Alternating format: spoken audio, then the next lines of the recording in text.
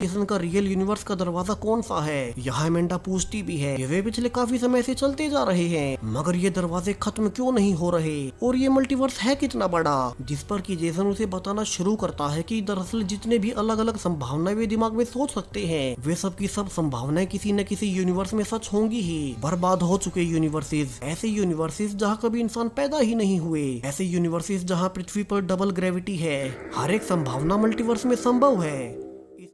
इसके अलावा भी हर बार जब भी किसी इंसान के सामने कोई चॉइस आती है तब वहां से एक नया यूनिवर्स बन जाता है। और चूंकि हर इंसान के सामने लाइफ में हजारों चॉइसेस आती ही हैं, तो उतने ही नए यूनिवर्सेस हर पल बनते रहते हैं। यानी कि वे अगर पूरी लाइफ भी चलते रहे तब भी 0.0001% यूनिवर्सेस के दरवाजों को पार नहीं कर पाएंगे। तो उन्हें कोई तो दरवाजा खोलिए देखना ही होगा कि वे कौन से यूनिवर्स में निकल रहे हैं। और ये कहकर अब जेसन एक रैंडम दरवाजा खोल बाहर निकल ही जाता है जहाँ वे एक पुरानी बिल्डिंग में निकले थे और बाहर से उन्हें अजीब सी आवाजें आने लगती हैं। तो अब वे धीरे धीरे बाहर निकल देख पाते हैं कि ये यूनिवर्स तो बिल्कुल ही तबाह हो चुका है। पुरानी बिल्डिंग्स, धूप की एक रोशनी तक नहीं, वही दूर दूर तक कोई इंसान जिंदा नहीं। दरअसल वे एक ऐसे यूनिवर्स में आ गए थे जहाँ शायद से इंसानों के विलुप्त हुए कई सैकड़ों साल बीत चुके होंगे और अब तो यहाँ की बिल्डिंग्स तक कमजोर होकर गिरने लगी हैं। कि तभी दोनों का ध्यान जाता है कि उनके सामने वाली बिल्डिंग भी टूट रही है। तो वे जल्दी से भागकर वापस जाने लगते हैं, वरना अगर वे यहाँ दब गए तो यही मारे जाएंगे क्योंकि यहाँ उन्हें कोई बचाने वाला नहीं था। और वे फाइनली भागते हुए वापस से बॉक्स में आ ही जाते हैं मगर अब उन्हें सावधानी बरतनी होगी क्योंकि ये पैरेलल यूनिवर्सेस काफी ही खतरनाक हैं और वे इनमें मारे भी जा सकते हैं। वहीं से भी बड़ी प्रॉब्लम कि अब उनके पास 48 इंजेक्शंस बचे थे और हर इंजेक्शन सिर्फ आधे घंटे के लिए पोर्टल्स को खोल सकता है। सो वे फैसला करते हैं कि आगे से इंजेक्शन लगाने के बाद वे सिर्फ दरवाजे खोल कर देखेंगे कि वे कौन से यूनिवर्स में आ गए हैं ताकि एक ही इंजेक्शन में वे ज्यादा से ज्यादा यूनिवर्सेस को देख पाए। वही उन्हें पता भी था कि ऐसे तो वे अपने यूनिवर्स में नहीं जा पाएंगे क्योंकि इस अनंत मल्टीवर्स में उन्हें क्या ही पता